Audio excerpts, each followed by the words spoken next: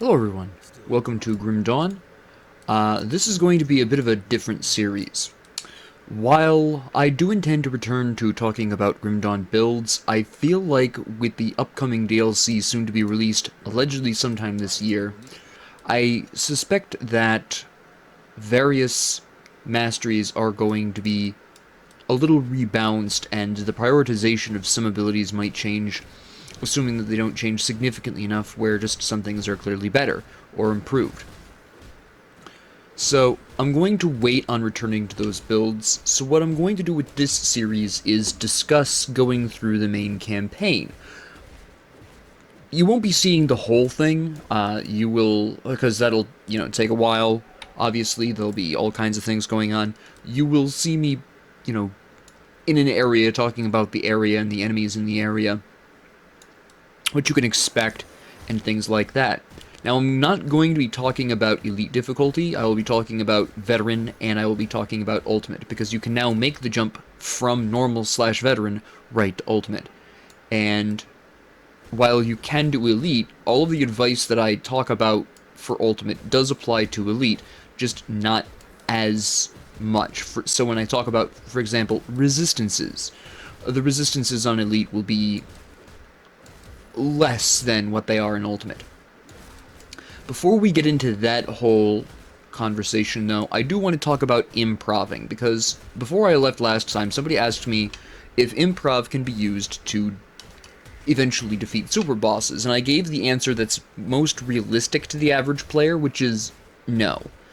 But that isn't quite the full story. Realistically, you can... Well, realistically and theoretically, it is possible to defeat every enemy with stuff you just scavenged off the ground. It is possible. You have to be fairly lucky or be willing to farm for that, though. Specifically farming for monster infrequents. Which also lets you know that monster infrequents, or at least improv to a certain extent, is inevitable in all builds. What do I mean by this? We're going soldier, I'll talk about this in a bit. But what do I mean by improv being inevitable, technically speaking? Well, it's very simple. When you set out to make a build specifically, you're probably going to be using one, maybe two sets. Maybe you use a full set of 6 to 8 pieces, maybe you combine two different sets for lesser bonuses, still running about, 6, maybe 8 pieces as well for that, depending on if you want the 4-piece or the 2-piece bonus from a given set.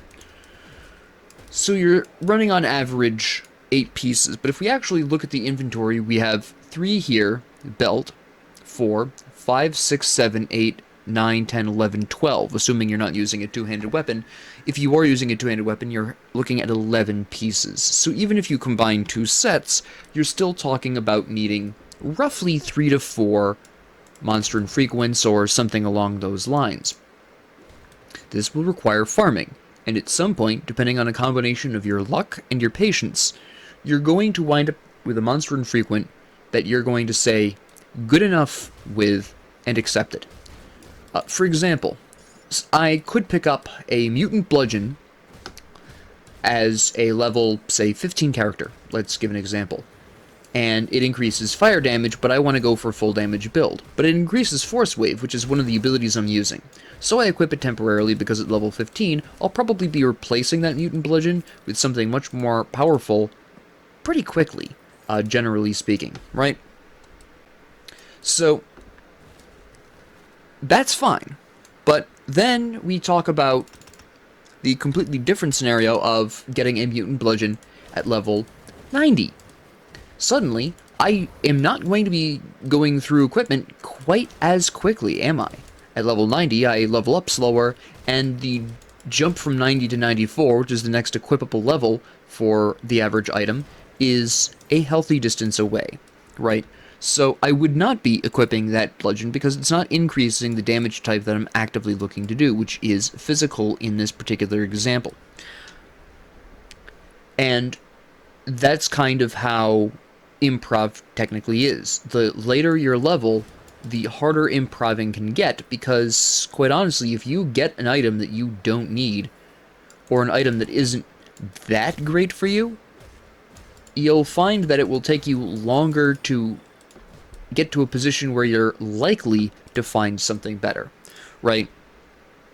Until you hit level 94, at which point it's pretty much a case of, well, now I'm just continuously farming until I eventually get this whatever. It's also worth noting that Monster and Frequence, at least currently, can have an item level of up to 96, whereas set items and or specific legendaries, rares and legendaries, are in fact, they peak at 94.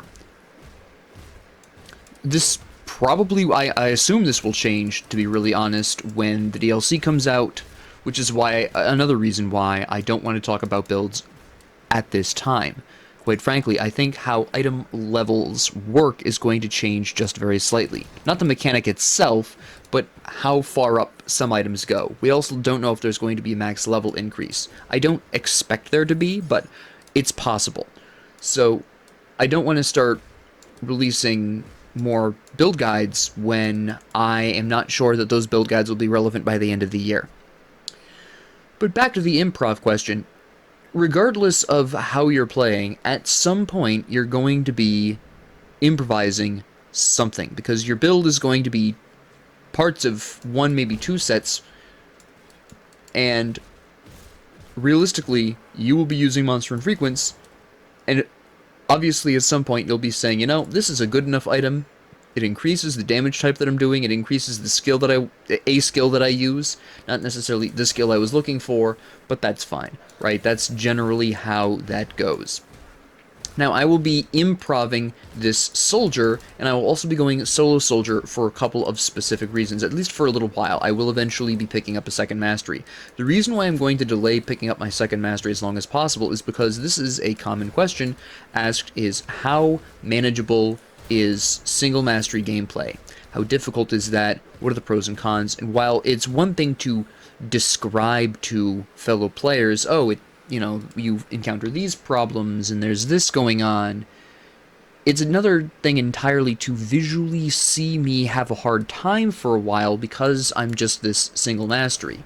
And I am using these soldiers specifically because in terms of solo masteries, the soldier is the most consistently useful, to be really realistic here, right? You will also notice that I am not reading my pages. This is intentional, because the enemies in this area at the veteran difficulty do not level quickly. So if you're too high of a level, you get less experience. You'll already see these Rift Scourges are already level 1. They're not giving me as much experience. So I recommend, if you're really serious about maximizing your experience gains in Lower Crossing here, I strongly recommend you grab the pages, but don't read them yet, because that's just going to shoot your experience gains in the foot, at least in the short term. Obviously, eventually, you'll get the experience you need. At the end of the day, in the long run, the very long run, it doesn't matter. But if you are really concerned about maximizing your early experience, then you are going to want to hold off on reading those pages. And I am going pretty aggressive on the full exploration of this area, specifically because I want to increase my force wave level as much as possible. I will be reading those pages right before facing Kizog. Again, more specifically to try to increase my level. If I don't think that I can get to the next level through these pages, then I'm honestly probably going to just save them up for a little while longer. But we'll see what my experience looks like, before I get to that point. But that is why I'm going pretty aggressively on hunting down and killing as many enemies as possible. You'll notice these enemies are level 3, so we're, not losing quite as much experience there. So for Lower Crossing, it's worth talking about this at Ultimate, because if you're going to be making the jump from Veteran to Ultimate, Lower Crossing stands a decent chance of catching you off guard, for a couple of reasons. First off, you are facing a surprisingly diverse array of damage types here. You've got, of course, the regular zombies, who are obviously just plain old physical damage. That much is pretty obvious. But you've got various elemental zombie types coming through, who you will be fighting with. You'll have cold zombies at that point, they'll be showing up. The fire zombies, of course. You have the corruptions, those eyeball things floating in the sky. They do lightning damage. These guys do blood right over here, bleeding damage, and vitality damage too, if I remember correctly.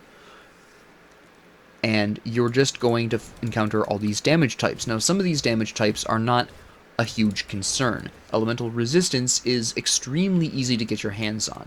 So, quite honestly, that isn't as concerning as you would expect it to be. But some of these slightly more difficult to deal with damage types, for example, vitality and bleed, can be a little bit more difficult to find resistances for, so be aware of that when you go through here. Poison and acid can also sometimes be a bit tricky for some people. I don't have a problem getting poison acid. I get that on a lot of equipment. I think a lot of people do, but I have heard some people having a problem getting specific resistances. I, for example, have historically had a really hard time getting pierce resistance. I, for some reason, just don't often get pierce resistance as a stat on items. It's some kind of personal curse. I've played with members of my family, I've played with friends. They don't have this issue. But I do. I just cannot get pierce resistance on equipment as often as I would personally be comfortable with.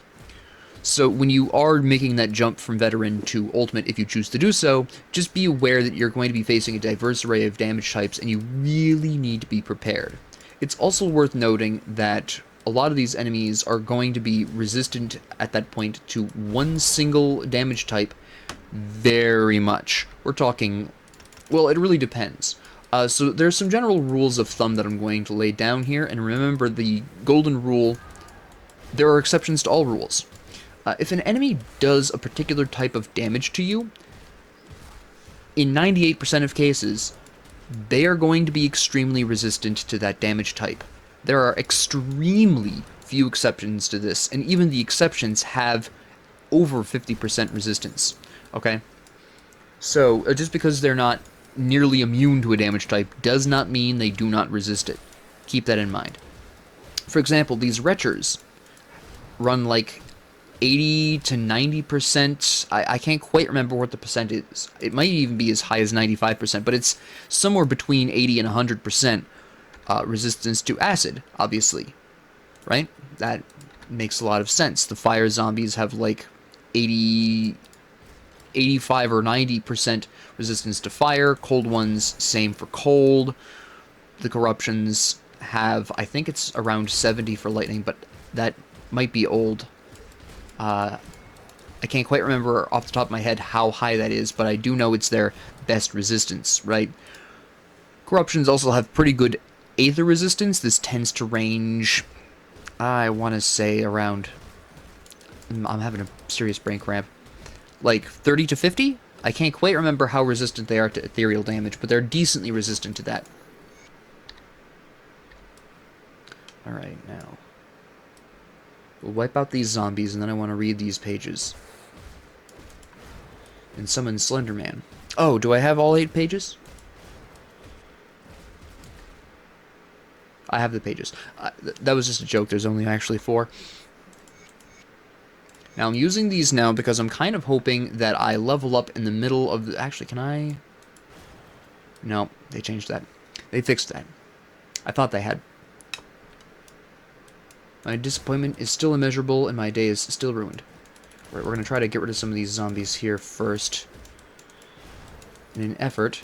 And this is why you want to increase Force Wave. For most masteries that you start out with, you want an ability that's going to clear out groups first. This just helps you not only with Kizog, but just in general. We're actually going to come over here and deal with some of these enemies first so I can level up. I really want to increase Force Wave before I fight him. We'll just play a little dodge the ethereal crystal game. It'll be fine. It'll be totally fine. There we go. I mean, now that I've attracted the attention of half the cave, but that's a me problem. Look here, fellas. Thank you. Alright.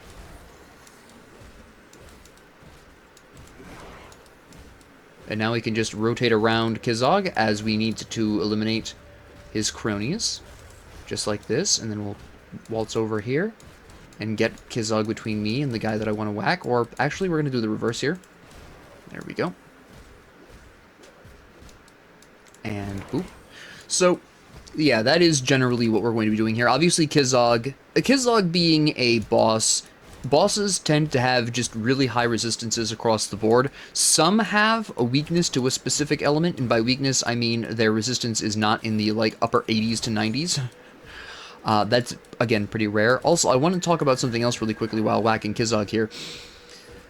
In Ultimate Difficulty, most enemies are just carrying around and packing an absolutely free 70% physical resistance, which is another reason why I chose the Soldier. I want you to see that in action. This being Veteran, I think they've got, what, 15%, if I remember off the top of my head? I can't quite remember what it is in Veteran.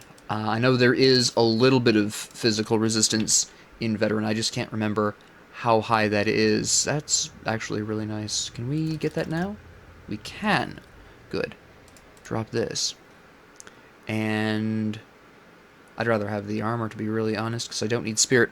So why is the solo soldier mastery the optimal mastery to go solo questing on? And again, keep in mind, I will be picking up second mastery, but I want you to see what troubles I have so you can be better prepared when you one day want to go with a solo mastery. Now, what makes the soldier... There are two specific things that make the soldier really effective in a solo mastery run.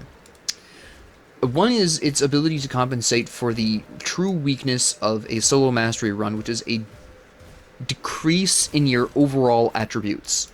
One of the benefits of having two masteries is very specifically, and we'll just go ahead and show this, is the mastery bar down here, which gives you a good amount of attributes as you put points into this. By only having one of these mastery bars, you are effectively shooting your attribute potential in the foot. Okay? So that's one thing that is a problem specifically. In fact, one of the really big issues with single masteries in general. Okay? The soldier being a mastery that only does damage types that are based off of cunning. Hold on, really quick. You can, theoretically, I wonder if they fixed this. No, they did not. You can grab that from down there for some reason. I don't recommend this for the same reason I talked about earlier. You will shoot your experience gains in the foot. So I would recommend not grabbing that when you first start out. I know a lot of people like that. I personally recommend against it. Anyways, so... And now we'll get some in cadence here. So... I've lost my train of thought for a second here.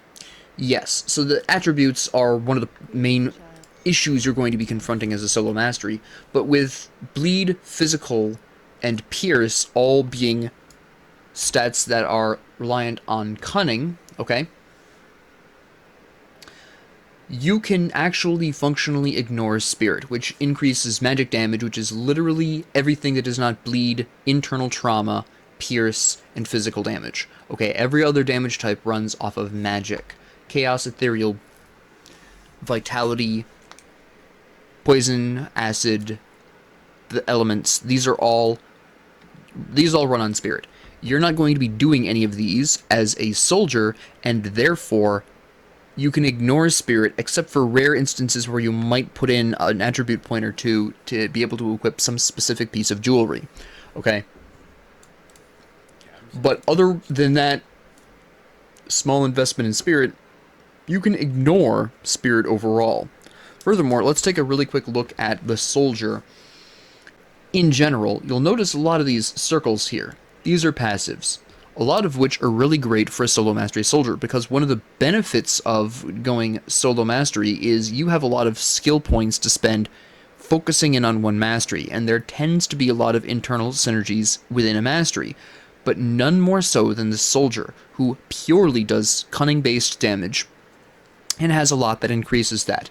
We could go, if we were going for really heavy damage, we would go with Oleron's Rage, increases all your physical damage across the board.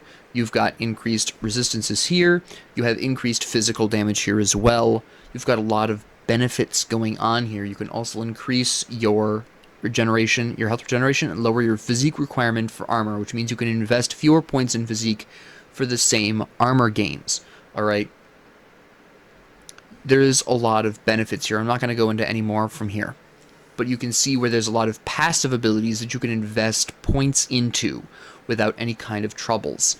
This is what I'm also going to be using what I call the one mouse build. I'm sorry, the one hand build, where you really technically don't need anything more than your mouse if it's got at least 3 buttons, and many do. I can just slap, because I've got my cadence, I've got my force wave. At one point I'll want to put 1 point into blitz so I can use that for a dash.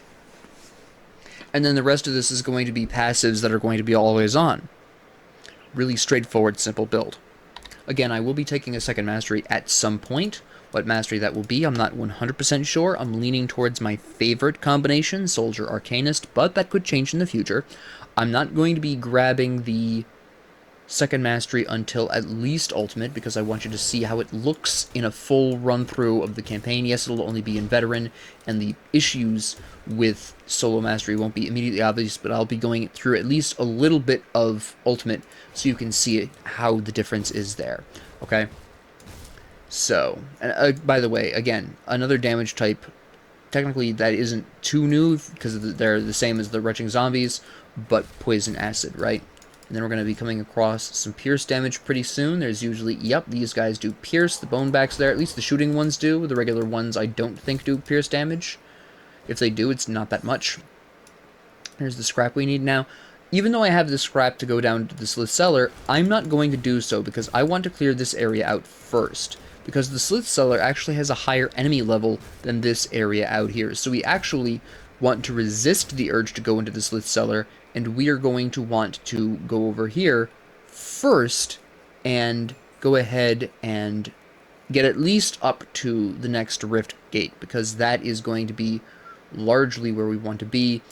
Since we have full points into Force Wave at this point, we're not necessarily going to go out of our way for all the enemies we can find anymore. That's no longer strictly necessary. Okay? That was only necessary so we could get Force Wave up as high as possible, so we would have a little bit less trouble with Kizog. And you could see when I fought Kizog that I was wiping out his ads pretty quick, and we can use a nice ranged shot here for that, because obviously he's currently surrounded by poison.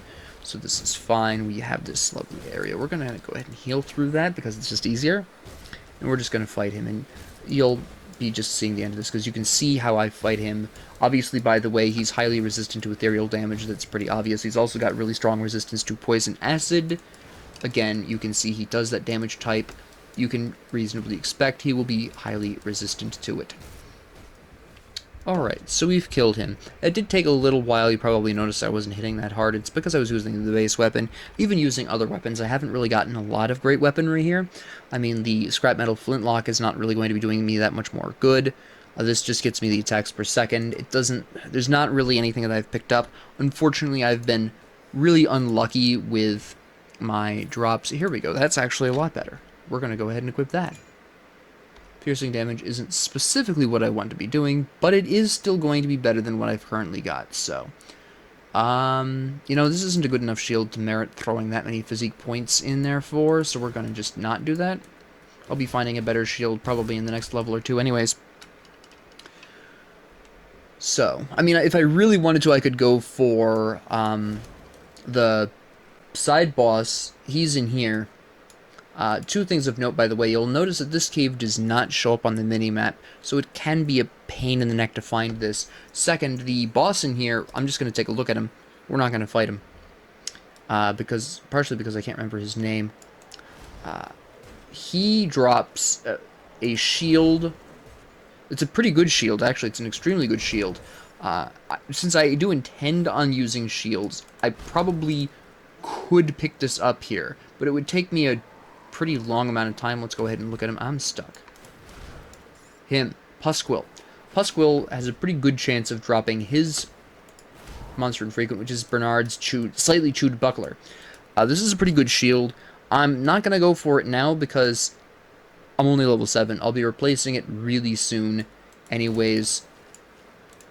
Even though it's a really good shield, it'll still be replaced in like half a dozen levels anyways. So while you can get that now, it's rarely worth it, in my opinion. I'll be coming back here in Ultimate when I'm a much higher level, and I'll be picking that up at that particular point, because maybe I'll want to use that with whatever I wind up having. I may even stop and farm for that briefly when I'm level 90 plus, so that way I can have a really nice shield. Okay, there's a totem here. Now, totems are really interesting from a improv perspective. Alright, I'm probably going to have a hard time with this because I'm pretty early in my levels. I don't have a lot going on here. We are going to go ahead and grab Cadence. Now, this early in the game, we know this is a savage totem, right? Realistically speaking, this is probably going to be a lot of physical damage, so I'm going to be okay here, but there's going to be just a bunch of heroes spawning. Some of these will have some pretty good non-physical damage types. Let's see what actually pops out here. These are going to be like beasts. Actually, I think there's going to be like half-trolls and those kinds of things. Oh, it's going to be, yep, these guys. Alright, so we went with the beast one this time rather than the trolls here. Alright, so we're taking some bleeding damage from these guys. That's Blackthorn. What damage type do you do again, or are you just reflective? I can't quite remember. I know you've got reflect, but I don't know if you do anything else. I think it's just the bleed and the reflect. I don't think you do anything else special. Yeah, you're just reflective. Okay, now this isn't that bad then. This could have been a lot worse.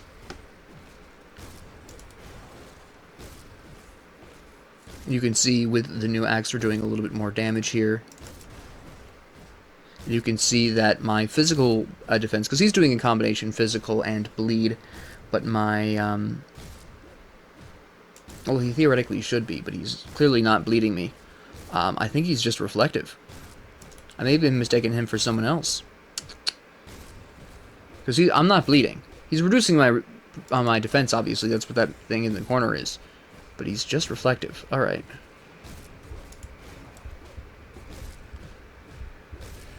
I did it without even needing the health potion at the end there. I kind of took a gamble with that. But we did it. That's not good enough. I don't even want an offhand, but we'll sell it later.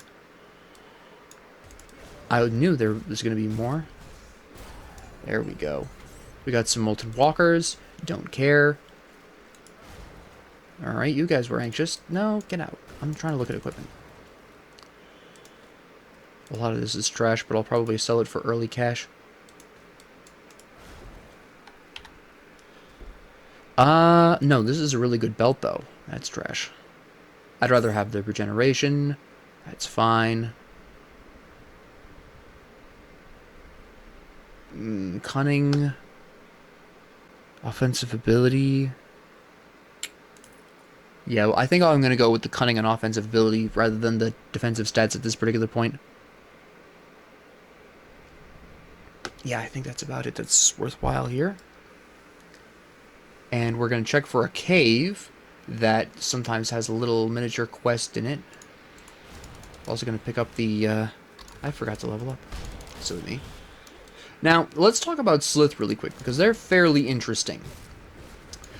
Slith, that water there, that is actually ice damage, so keep that in mind when you face Slith. Slith are also pretty interesting in the jump from veteran to even, full up. They're pretty interesting even in the jump from, veteran to elite, because you're going to start seeing them summon Void Spawn, who will be doing some chaos damage. And there are some Slith who start breaking out bleeding and vitality damage as well.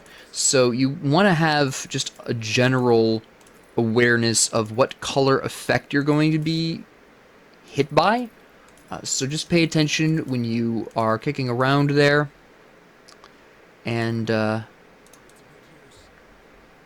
fortunately they have a high enough contrast. Obviously blue for water and red for vitality, quite obviously, so it's not like subtle, but it is something you're going to want to pay attention to. Now, even though we're improving, we still want to drop off our materials here. Yeah, we'll keep the scrap on us. Oh, I want to actually store the salt bag. I'll explain that later. We'll leave that alone for now, in case you want to discover it by yourself, or Google it. But I'll talk about the salt bag at a much later point in time. We don't need to worry about that right now.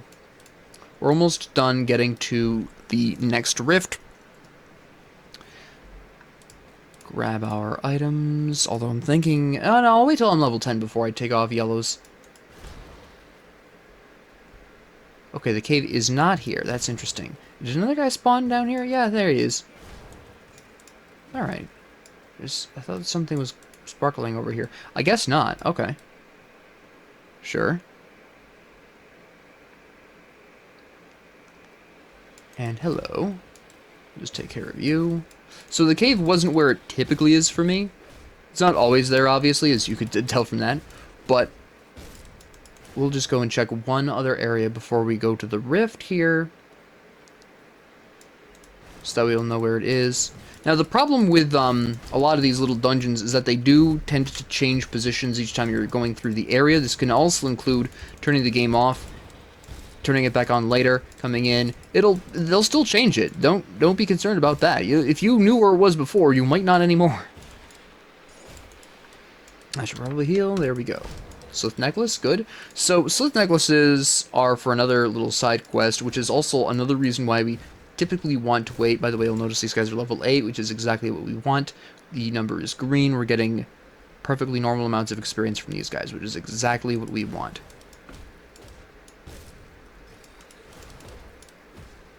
And then we're just going to grab this stump here.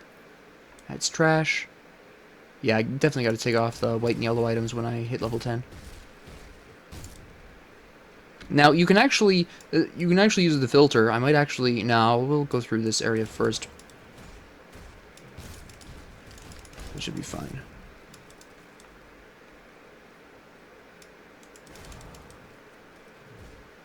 And see if the cave is up here. I'll talk about the filter in a second. Oh, also, one thing I meant to mention earlier, but I did not. Enemies with white names on Ultimate will tend to have anywhere from 55 to, like, 80% resistance to whatever damage type they're currently doing. That's the usual range. It's a pretty decent range. If they have a yellow name, they're usually looking at a minimum of 70. There's the cave. 70%. Often it's more.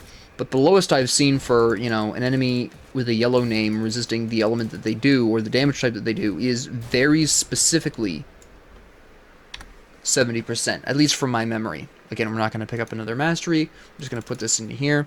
Now, you can sort through items and just not have things show up. I recommend leaving green items on, personally, especially if you're doing improv runs. Green items can sometimes just be more powerful than blue or purple items, but there's no need to equip anything white or yellow past level 10. We keep those on for the first 10 levels because obviously you're not kicking around with a whole lot of items. Obviously, you're just starting out. So even yellow and white items are at least mildly useful in the first 10 levels, but past level 10, there's really no need to have yellow or white items. So we're just going to keep the yellow and white items we currently have, and then from here on out we're going to be really looking at green items, especially since green item drop rates are going to be much higher now that we're level 10. There is a bit of a difference there. You rarely encounter green items other than the scripted ones, the pre-gen ones, which would be the sword, the axe, and the gun that I picked up in Lower Crossing. Those are all guaranteed drops. The stats are different, but they actually being there themselves is scripted. They're always on those bodies. And Gavilin's crossbow, same thing. So other than those pre-scripted greens and monster and frequencies that might possibly drop from enemies you've killed thus far, you're really not going to be seeing a lot of green before level 10, if any at all. I haven't seen that change. Maybe they've changed it a little bit since the last time I was playing this game, but it doesn't seem like it, because I don't remember seeing any naturally occurring... Yeah, no, it was all the pre-gen green items, so no, I don't think that's changed. I don't think you're going to see any green items before level 10. I think that still holds true. So just keep that in mind, that you're not going to see any green items until you're at least level 10. That's always been the threshold from my experience. I don't think they've changed it. Now, the thing that we're going to want to... this is... After this episode here, this is where you'll want to go back and do the Slith Cellar, because that's going to be very useful for you at this point in time, and we'll talk about why you want to time it for this specific part. I already mentioned one of the reasons. First, obviously, the enemies here up to this far are not as strong as the enemies can get in the Slith Cellar. The Slith Cellar has a wider range of potential enemy levels. We're just going to go on ahead and go over here really quick so I can show you why you typically want to wait. We're just going to pop over here, and there's a little quest you can do where you can gather up 3 Slith necklaces and give it to this merchant bozo up here, and he'll give you a really nice, again, pre-gen scripted amulet, this guy here. And a great way to get a lot of these Slith necklaces is to go into the Slith Cellar, because obviously from what I'm calling it, it's not actually called the Slith Cellar, it's just what my family always calls it, because that's where you find the Slith, usually for the first time.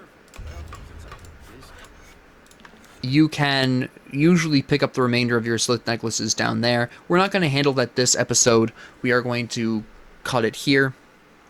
But I just wanted to lay the groundwork for this series and what you can reasonably expect here. Again, just as a refresher, I'm not going to be going through every moment of the game. I will have cut some parts out of this one, specifically some of the longer fights. At least one of them. Maybe not all of them, but as time goes on, I will be, popping in an episode. What episodes are going to look like after this episode is you're going to see moments where I'm entering a new area and talking about the enemies there, what they're resistant to, what you should expect, and also talk about maybe unusually good items I've picked up and why I'm using that item, when I can reasonably expect to replace that item, what I'm, going to be mentally taking a note of for potential farming in Ultimate later on when I'm looking for serious equipment drops, or what I'm hoping will drop naturally and organically without me having to farm for it. We'll be talking about those kinds of things from here on out, so you'll see me jump all kinds of places. This also means that episodes of this series are going to be inconsistently updated depending on what else I'm doing at the time, how long I'm playing and how many moments I get out of that. So be patient with this series, but this series is really to fill in time and have at least some Grim Dawn content, talking about something that not a lot of people are talking about currently and something I haven't updated in at least 2 years. And I think it would be really good for potentially returning players to better understand some of the changes since they may have last played, since I expect when the DLC is released, a lot of older players who maybe took a break from the game might return, and they'll want to know what's changed. And while I'm not going to get down to the nitty-gritty specifics, I want to at least arm them with a little bit better knowledge for what they're going to be walking into, at least for stuff that they've already covered. And that has changed since they've played. So that's kind of the intention here. So with that being said, thank you very much for joining me, and I hope you have a great 24 hours.